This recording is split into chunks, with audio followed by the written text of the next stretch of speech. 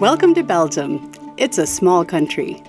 Having 11 million people in such a small area makes it very densely populated. Belgium is quite prosperous thanks to a service-based economy with a strong industrial base. There are 3 official languages and a rather complex political structure. Agriculture in the north and south are also different. Flanders is flatter, and most of the land is either cultivated or built up. Flemish farms are quite small, but their intensive management makes them highly productive. Wallonia is more forested and hillier. The farms here are bigger and more extensively run. The temperate Belgian climate is optimal for many different crops. Winters and summers are both mild, and precipitation is spread throughout the year. Fertile agricultural soils, from clay to loam to sand, cover 44% of Belgium. Nearly 2/3 of these soils are cultivated, with a bit over 1/3 as permanent grassland. Belgian agriculture has evolved dramatically during the last 35 years. 2/3 of the farmers have stopped farming. The remaining farms have at least doubled in size, and nowadays less than 1% of the total Belgian labor force are farmers. Belgian agriculture is small but mighty. The sector exports 6 times more than its share in the gross national product. A less positive side of the agricultural evolution is that primary producers often feel that they are in a weak negotiating position in the food production chain, and they are under a lot of pressure from many sides.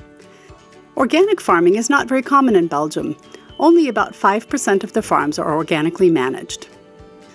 In comparison with plant production, livestock production currently represents the biggest economic value. Belgian barns and stables house 57 million animals. Cattle contribute to about half of the value, pigs 1/3. In the dairy sector, herd size has increased to 60 cows on average.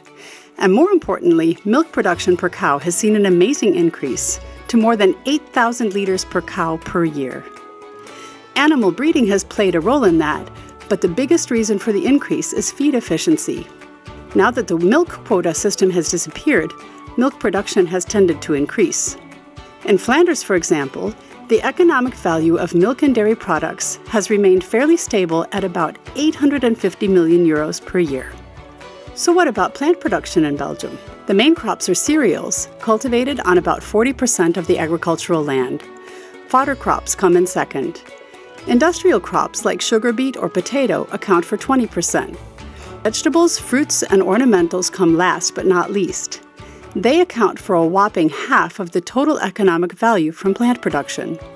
The most important of these are peas, beans, carrots, leek, cauliflower, spinach, pear and apple, and trees and shrubs. Intensive agriculture is the norm. Common yields are 9 tons per hectare for wheat, 80 tons per hectare for sugar beet, and 45 tons per hectare for potato. And what about fodder crops in Belgium? Grass seed production is a tiny sector, with only about 2,500 hectares of mainly Italian ryegrass being sown. Seed yields can be up to 2 tons of seed per hectare. Belgian dairy farmers grow almost all of their fodder themselves. Yvonne and Christine, for example, successfully combine energy-rich maize and beet pulp with a protein-rich grass ration in summer as well as in winter. In summer, they use rotational grazing. In the winter, they give silage from the first and second cut. To maintain soil organic content, Yvonne grows grass and maize in a rotation of 4 years each. Joe and Chantal integrate lucerne into their cow's ration.